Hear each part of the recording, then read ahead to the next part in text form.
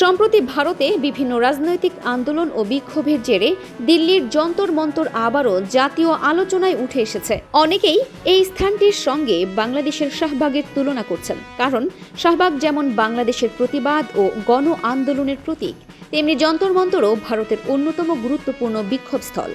কিন্তু প্রশ্ন হল, দিল্লির সংসদ ভবন বা প্রধানমন্ত্রীর বাসভবনের সামনে নয়, কেন যন্তর মন্তরেই আন্দোলন সমাবেশের অনুমতি দেওয়া হয়? এর উত্তর লুকিয়ে আছে ইতিহাসে। ১৯৮৮ সালে কৃষক নেতা মহেন্দ্র সিং টিকায়েতের নেতৃত্বে লক্ষাধিক কৃষক দিল্লির বোট ক্লাব এলাকায় অবস্থান কর্মসূচি পালন করেন।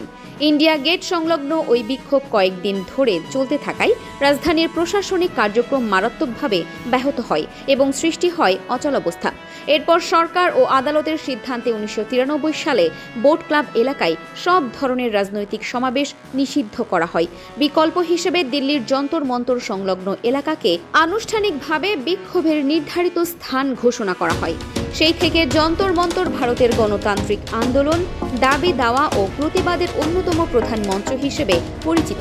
দেশের বিভিন্ন প্রান্ত থেকে আন্দোলনকারীরা নিজেদের দাবি তুলে ধরতে আজও এই স্থানকেই বেছে নেন।